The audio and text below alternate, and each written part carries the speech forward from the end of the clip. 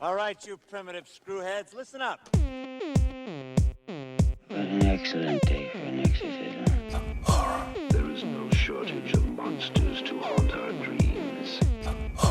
You got red on you. They're coming to get you, Barbara. Alive! It's alive! Groovy. Hello, everyone, and welcome to another brand new episode of Oh, the Horror. It's a horror movie podcast where we take a look at classic and modern horror films from an expert and a newcomer's perspective. I'm the newcomer, Steve Allman. And I'm the expert, Rob Holmes. And today, we are looking at the Damien Leone written and directed film Terrifier, coming out in 2016. Yeah. Bit of an indie darling, it seems. A little more than, it's kind of taken the independent scene by storm, I would say. And if someone were to say, no, I don't think that's true, I would counter with, this film cost $100,000 to make. The Indiegogo for the sequel has already made $200,000. So yes, it is very successful. That's pretty great. That's pretty great indeed. No small feat to raise that amount of money, because that's a lot of money by any standards. Oh yeah. And we've got quite an interesting one in our hands. Like sticking with our clown theme from last week for the ultimate disappointment that It Chapter 2 was, we follow yet another killer clown, and this one with a bit more of a shattered backstory, you might say, or a troubled history. It's an interesting dynamic for this slasher killer. What did you think about this, Rob? I've got some. It's interesting to me. So I think for the fact that this movie cost what it cost to make, with the effects and what was put into it, it is amazing. There are some people who will say, yeah, this is, it's a grindhouse film at the end of the day. Mm-hmm. There's not really going to be a lot of plot. It's going back to old school, just graphic violence and just a horror character, a villain that is actually unsettling. Like, he doesn't have to say anything, but the stuff that he does, it's very extreme on his kills. So to me, it takes it to that next level. I would definitely agree. Yes. Yeah. Yes, absolutely. I think the main takeaway here is that this is more of a practical effects showcase than anything else. This movie very much wants to evoke like that style of like the 70s, 80s, just gorehouse slasher, typical type of fare. It struck me a little bit like those independent campy films of the 80s where like not a whole lot of I suppose substance, or not the best acting, not the best types of plot points maybe, but I like a good showcase for cool kills and interesting set pieces for sure. Well, that's the thing. This movie is a perfect B movie. It is. It took everything from those, and it kind of took the, maybe not the best aspects of what people would say is high quality, but I would say the most well-regarded aspects, the stuff that people know when they watch a B movie, when they watch a midnight movie, when they watch something that is very, very indie. I mean, the fact that this guy was able to pull this off, he did the special effects, he produced it, he edited the thing, he wrote, he directed it. I mean, this guy had his hands all over this film, and this is not the first time we've seen Art the Clown. Art he did a short called The Ninth Circle, and that was where I think the first time he appeared, and that was 2008. 2011, he did Terrifier as a short. And then 2013, he took a bunch of shorts and put them together into All Hallows Eve, which is basically, Art the Clown is one of like the main villains in that. So it's cool to see what he's doing. And then, he's directed Frankenstein vs. the Mummy. And then he's done Terrifier and Terrifier 2. I mean, this is, this guy's put a lot of time into creating the character of Art the Clown. And it's really good to see the character actually evolve over time. The character in this one is played by David Howard Thornton, who is actually a mime. So he's had mime experience, and it shows in this. I mean, Art is very expressive. You know that there's this so much being said through his performance alone. Very true. Yeah, but that didn't happen in the earlier ones as much because he had somebody else playing Art in those ones. So it's cool to see that this performance in particular was so standout that it really has, I guess, made this character iconic. In the horror community, there are people who consider him as like up there with like a Freddy, a Jason, a Pinhead, Leatherface. Like Art the Clown is up there, man. I've seen it on enough fan art and stuff lately, just going around like. I mean, I wouldn't say that he has more or less like the brand recognition, as cynical as a term that is, as like a Freddy or a Jason, because not yet. He hasn't had that kind of, not yet, but like he hasn't had that kind of blockbuster type of showcase for itself. But I think it could. This character definitely can go places because of how he is a mime. He does not talk. Right. In the beginning, it literally showcases just being a man putting on makeup. So the allure of like the mystery behind that character is kind of already taken away, but not exactly to a bad extent. Not for to its detriment. Yeah. But that's also the thing where we see him in the beginning putting on all that makeup and everything. But as we know, and this is spoilers, because if you listen to this show, that's all we talk about. We go into the films, right? So what we find out in this film is the end is the beginning and the beginning is the end. It's all cyclical, right? Mm-hmm. So we already know by the end of the film, Art has shot himself in the head and kills himself, but then supernaturally comes back to life as these iconic serial killers do.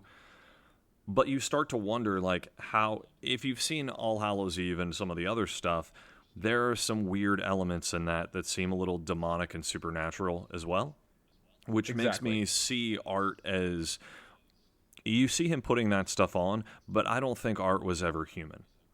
I think maybe at one point, but deal with the devil type thing, because when you see him sitting around at the pizza shop in the beginning with his bag, the teeth, man, everything is just so, he doesn't look human. He looks demonic. Pretending to be a human. He does some work on himself for sure. Oh yeah. It's kind of fantastic, the prosthetic work for this, but it's also like this. It's like it doesn't hide itself for being a mask, because he's not this like demonic creature. He's literally a man in makeup that puts on makeup. Right. And like as like he gets more and more like battle damaged and blood splattered, like it becomes more and more apparent that it's makeup, but also again not in a bad way. It's a strange adding. Yeah. There's a strange mix to it. It is, and it's an odd look to have for a character like this, because you kind of wanted to have like either a sort of realism or a kind of like a sort of tangibility to that character, rather than just being a man in a mask or a man in some makeup. But that's again kind of the gimmick here, and it works more or less. I would say it works really well, because even when I would see him and you would see, there's one part where he pulls a Buffalo Bill, let's just put it that way, and runs around pretty much naked, and you see that he is a dude with just regular skin underneath. He's not all pasty white all over it. It is makeup, right. And we see him putting it on in the beginning too, but I feel like his features, part of me feels like that is for him real, even though obviously it's makeup on the actor, but I think character wise, I think he is this demonic character. I think there's obviously more to him. By the end of it, we know that there's a supernatural element going into it. And I find it completely fascinating, and it's just so... It's very weird and over the top, even when he's by himself. Some of the stuff he does when he's just alone doesn't make sense for a person to do. Not even like a crazy person. I mean, some of the stuff he's doing is just like...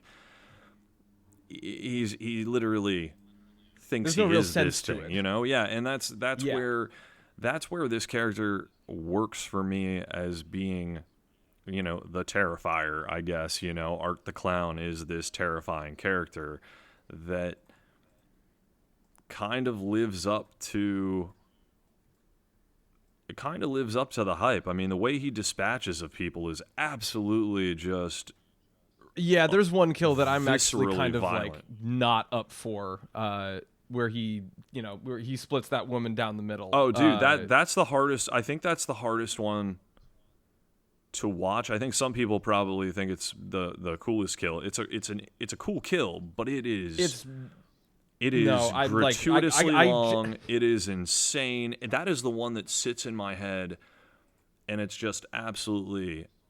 Yeah, and it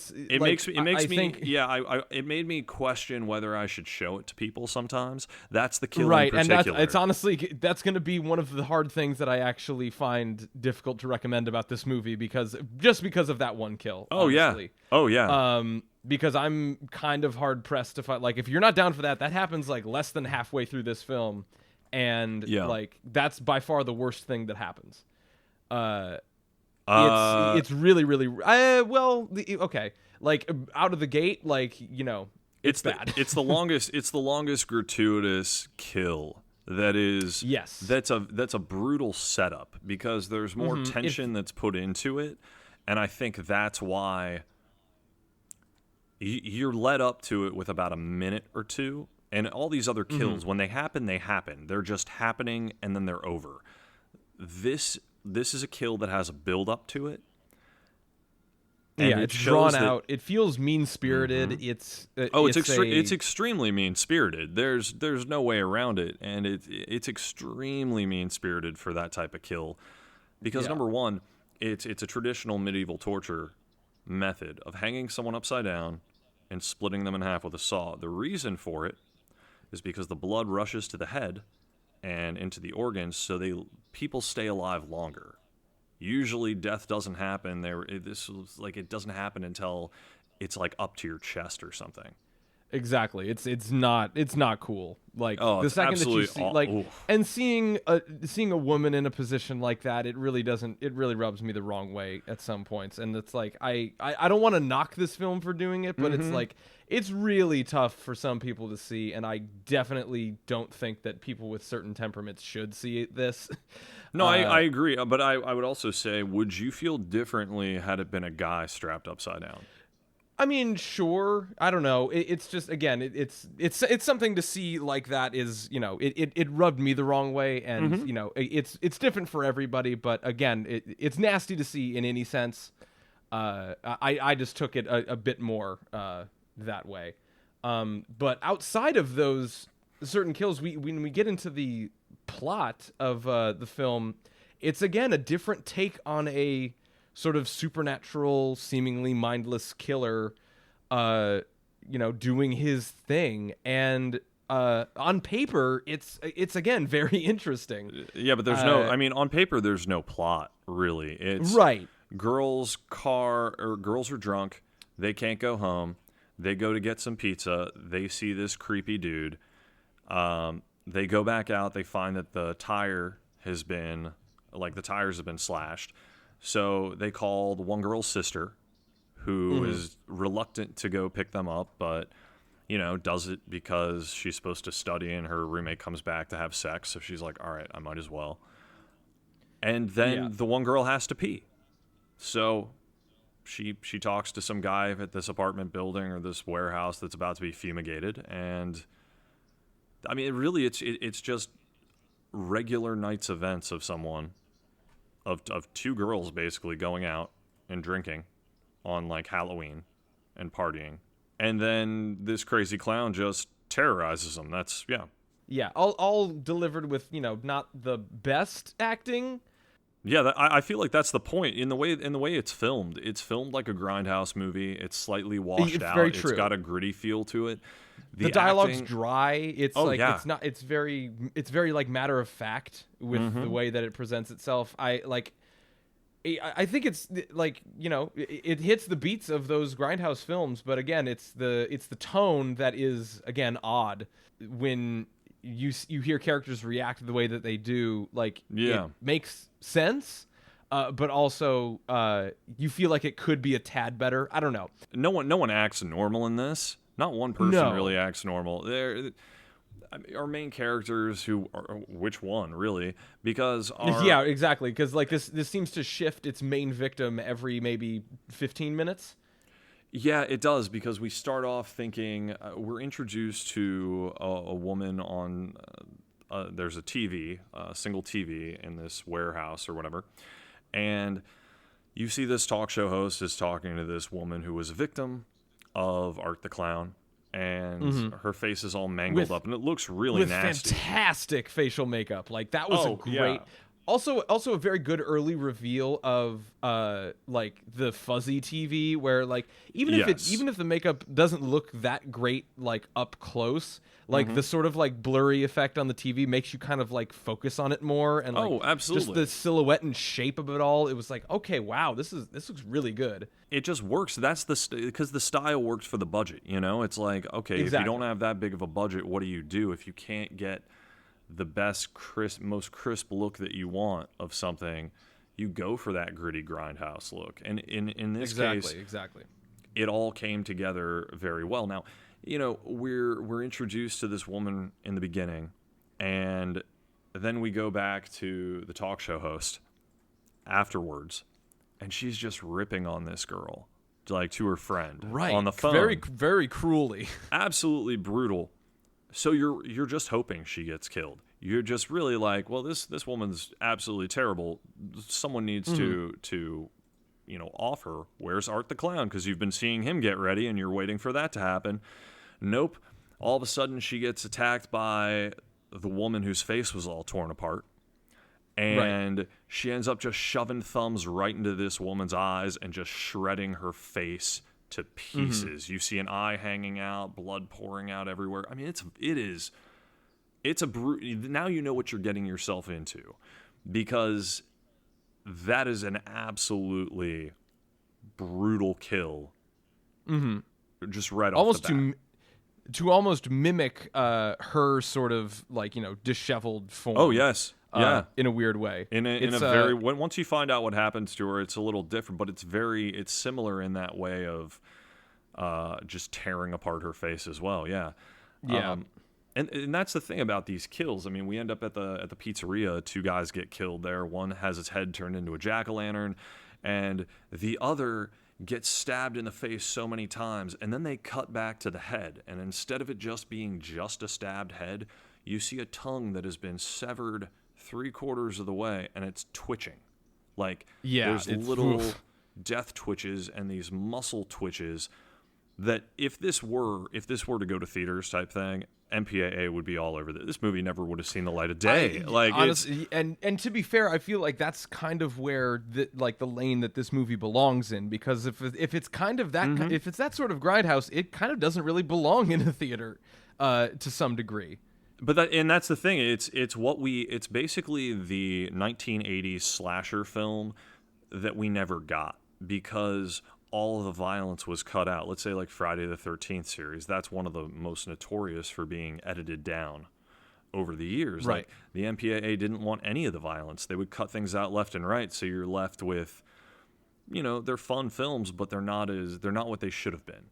And this is kind of saying, all right, I'm going to give you guys those kills that go on a little too long and are a little too violent and just over the top. And then after a while, he's like, all right, let's just throw everything out there.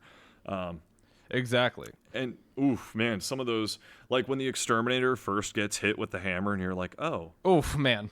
Well, that wasn't gory at all, but you see his head bleeding a bit and you're like, oh, well, that seems weird. No, it's not weird, because it comes back later. Yeah. With a good old head splatter from a big old boot.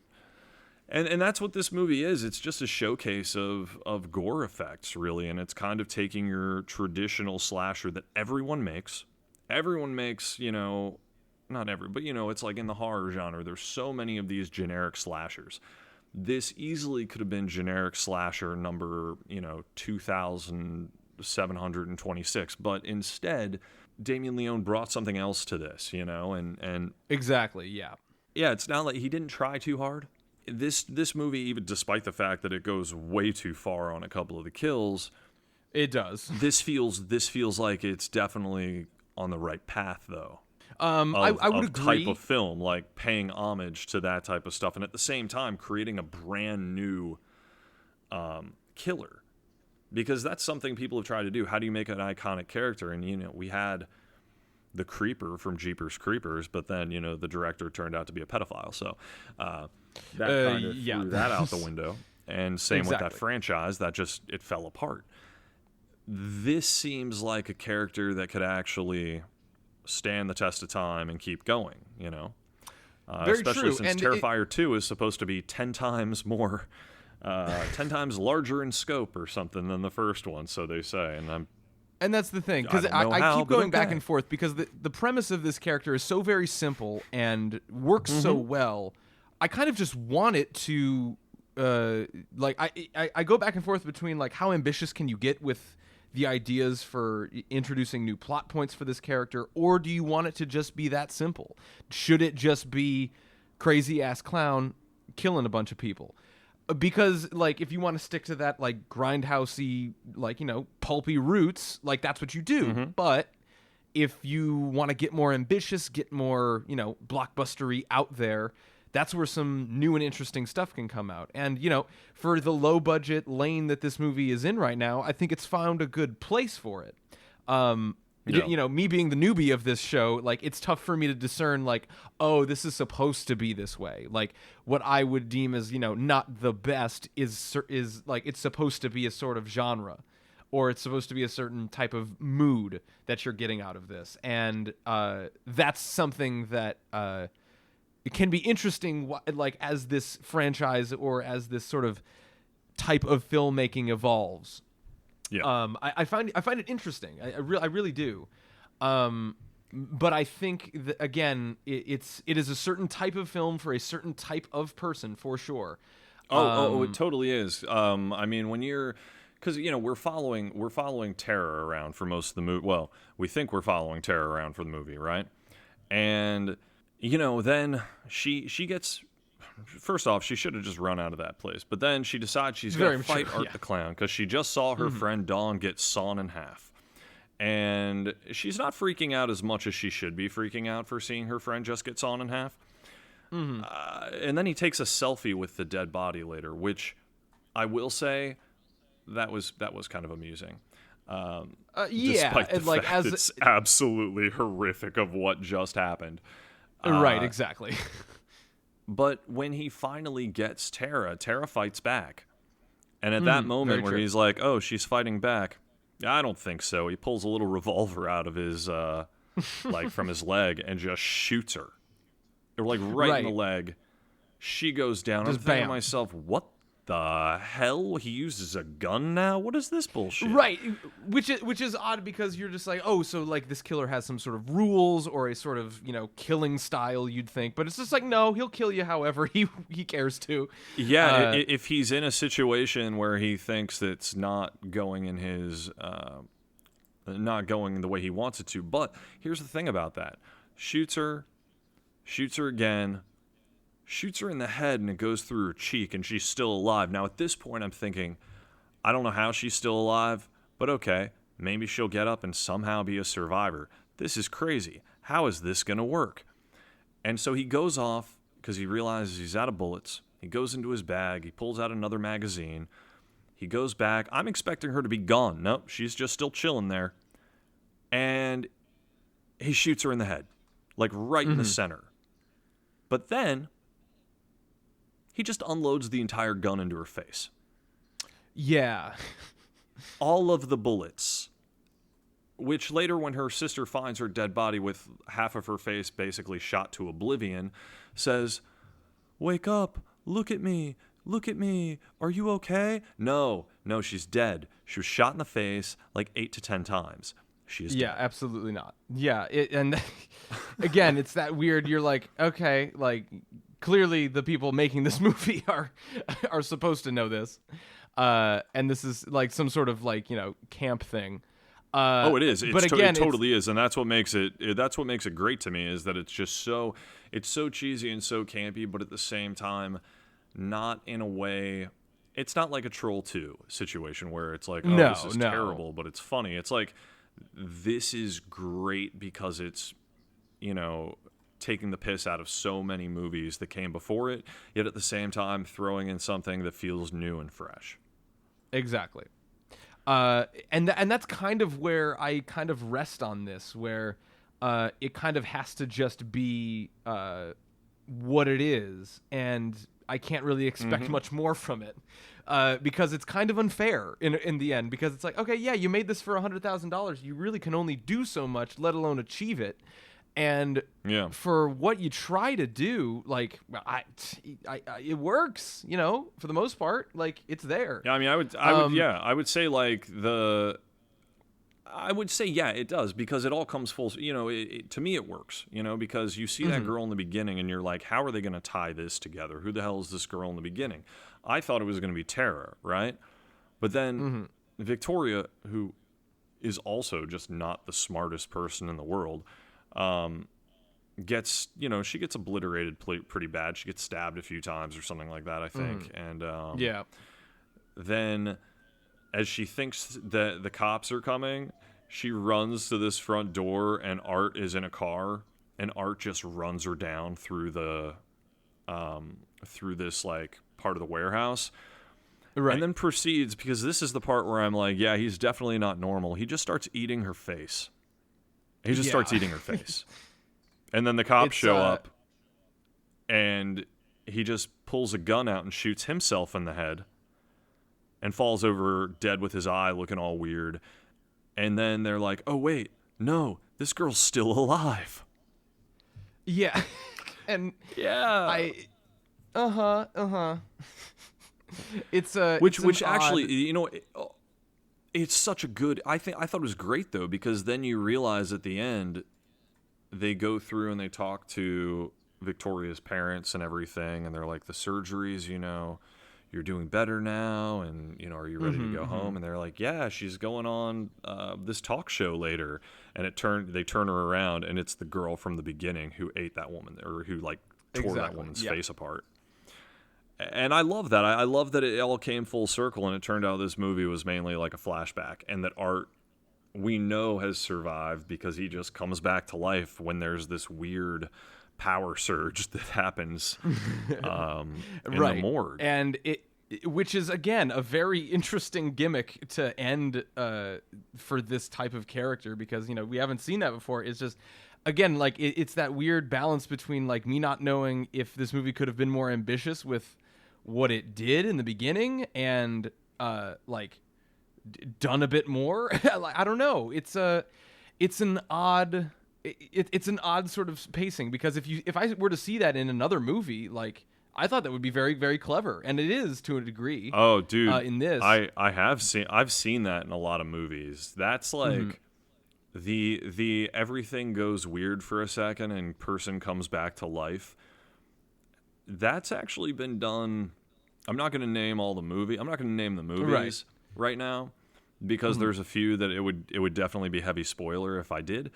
But there's quite a few right offhand that have done that, and one in particular that is a really, really good mockumentary type slasher film that pulled that almost to a T type thing off, where it's very like, oh, they're in the morgue, and then it's like body starts coming back in a supernatural way, which I think works perfectly, because in most slashers the killer dies in the first one, or in some part in the series, like Friday 13th, he finally gets killed in 4, but comes back supernaturally in part 6. This is just a setup then for Terrifier 2, where Art can probably use his mime stuff now in a supernatural way. Like, he might be able to trap people inside of a weird box and then crush them with a giant mallet. Who knows? Like, in a mime box where it's like, how do they not get out of this? Like, you could almost put Killer Clown's over-the-top ridiculousness mixed in with Terrifier and the gore and splatter stuff from Terrifier into this weird, fun, ridiculous splatterfest. And there's so many options. And Victoria is technically still alive. So... and she's now a killer. She's tearing people apart. So, like, where could that go as well? Like, you've now created more of a world with it, which I think is really neat. Yeah, and it's, again, like, adjusting to the sort of grindhouse sentiment that this movie comes up with, it's more tough to really connect with all of that because of the way, like, the dialogue is presented, the way that it's acted, and all those things. But again, it works on paper for a lot of those things.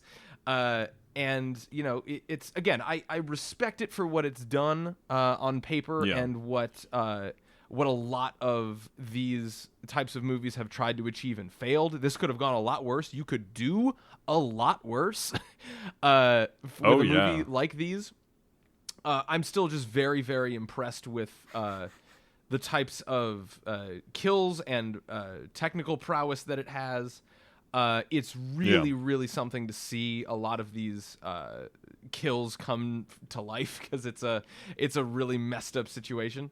But I gotta give it props where it is, and outside of a couple of the very, very, very brutal kills. I'd say it's a recommend. It's a very tepid one if you know what your temperament is, which is tough. Yeah, which I still think one of the most disturbing lines in this film came from the cat lady when she's saying, he thinks what he's doing is funny because he's laughing, but it's not. Like, it's this weird way that she says it. That's such a and I'm like, was this translated from an Italian script or something? No, it was just, it sounded like the way, because she's a crazy cat lady, and she's saying it exactly in a way a crazy cat lady would, but it's so believable that someone would think that he's dressed like a clown, and he's smiling, and he's laughing, but he's killing people, but he thinks it's funny, but it's not funny. And it's just and we're like, so we weird. know that. It's really, really something to see. And again, like, worth a recommend to me.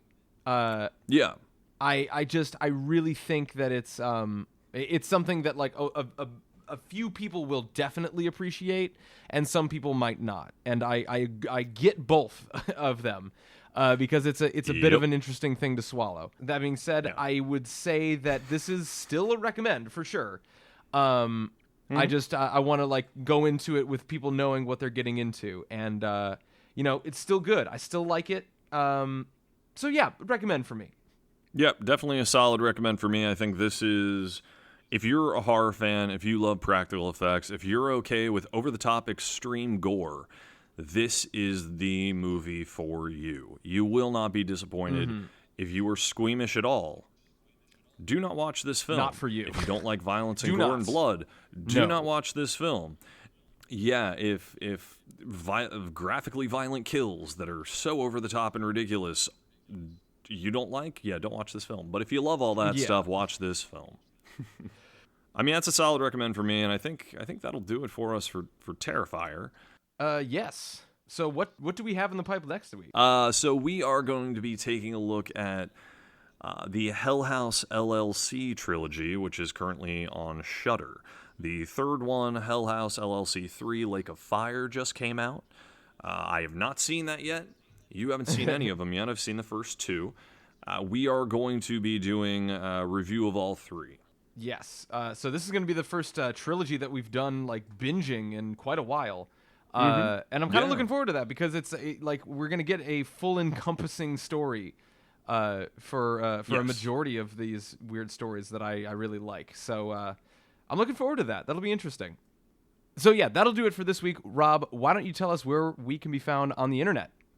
Well, you can find us anywhere you download your podcasts. We are Oh the Horror, hosted by Rob Holmes and Steve Allman. You can find us at Oh the Horrorcast and ohthehorrorcast.com. So any of the social media handle stuff is at Oh the Horrorcast. Excellent. Thank you guys so much. And until next time, I'm Steve Allman. And I'm Rob Holmes. And we'll see you next time. Look at me, Damien. It's all for you. Now, it is time to keep your appointment with the Wicker Man. When there's no more room in hell, the dead will walk here.